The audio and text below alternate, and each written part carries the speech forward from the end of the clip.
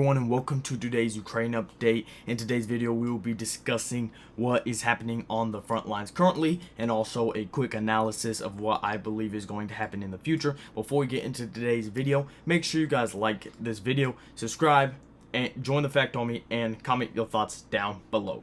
So first off, let's head to Crimea.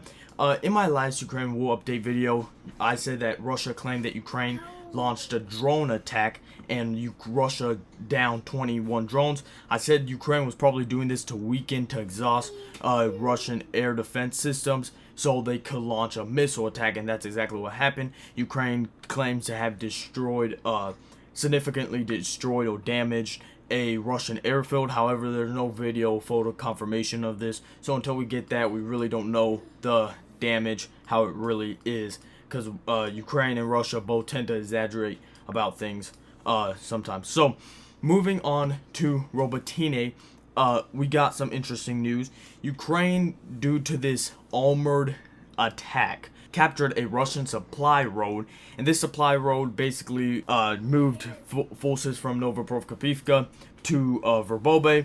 So with the Ukrainians capturing that part of the supply zone, not only that supply road, not only can they attack Verbobe from there, it's making Russia's supplies longer, because there is another road, but it will take Russia probably 2 times the amount of time just to get to, send their supplies to Verbobe, or vice versa. So moving on to Andriivka and Klishivka, fighting was reported here and here. However, no advancements from either side. Russia shelling this area of Klishivka, and also geolocated footage was geolocated in this Russian zone that the Russians did a counterattack and took back. So I don't know if that is still under Russian control. That was just a geolocated Russian shelling. And basically Russia is not going to shell their own men. So if Russia's shelling a place that used to belong to them, or vice versa with Ukraine, it probably means the enemy has taken it over. Now real quick, this is a quick analysis. We've gotten through what happened today on the front line.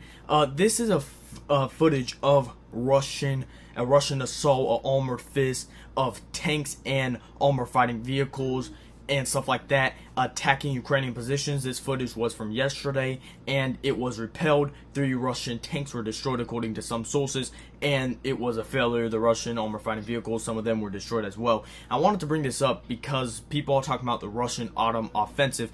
The Russian offensive has great potential, especially since Ukraine has severely weakened its fighting capabilities during their dubious counteroffensive.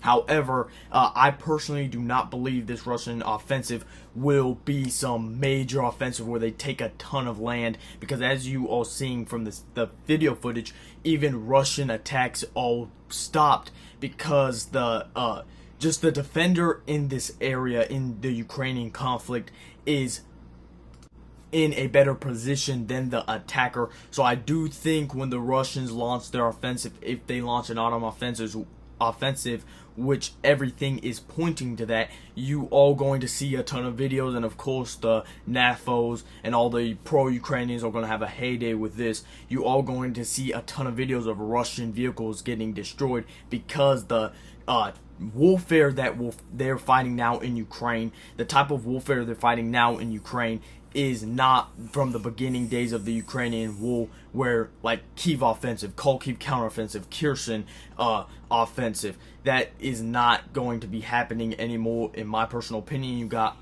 G7 countries saying this war is going to last another 5 to 7 years. So basically, this is going to be a very grinding war, and whoever will hold out in the attritional area, in whoever's able to take more losses and still continue fighting, is going to be the victor of this conflict.